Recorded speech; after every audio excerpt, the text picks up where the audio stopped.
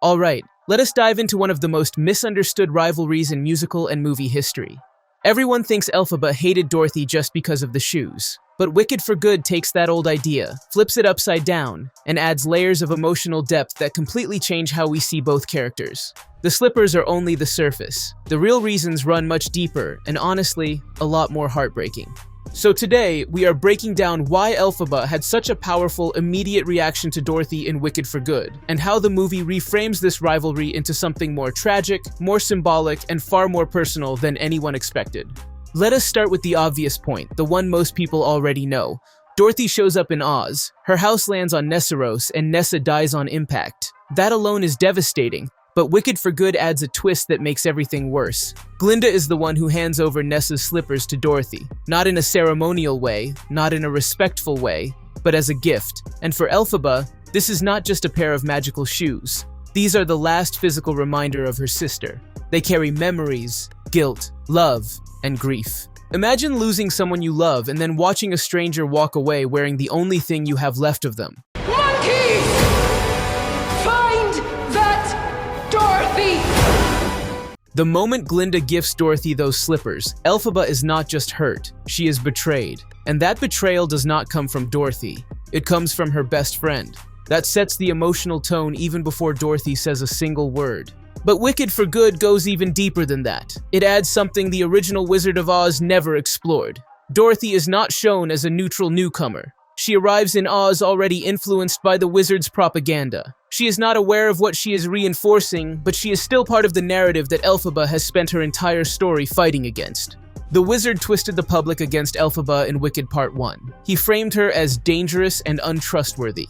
Now imagine being Elphaba and seeing this cheerful, innocent girl from Kansas show up repeating those same ideas without knowing the truth. To Elphaba, Dorothy represents the problem. Not because Dorothy is malicious, but because she is unknowingly spreading the wizard's lies. She becomes a symbol of how easily people can be manipulated, and how quickly false stories can spread. Ugh, I swear it never ends with that girl. There is also a small detail that becomes incredibly meaningful once you catch it. In Wicked for Good, Dorothy walks down the yellow brick road with Toto on a leash. At first, it seems tiny, maybe even irrelevant, but this is Wicked. Nothing is random. That leash ties directly into Elphaba's entire mission. The wizard has been silencing, caging, and controlling animals across Oz. Elphaba's fight is to protect animals from being restrained and mistreated. She is risking everything to set them free. Then she sees Dorothy, a girl who seems like a harmless visitor, literally leading an animal on a leash. Toto is not being harmed, of course, but visually, the moment hits Elphaba on a symbolic level. It mirrors everything she is fighting against. It is not Dorothy's intention, but it still represents control, restriction, and the wizard's influence. And Elphaba is already raw with grief, betrayal, and frustration. That small detail only fuels her instinct to push back.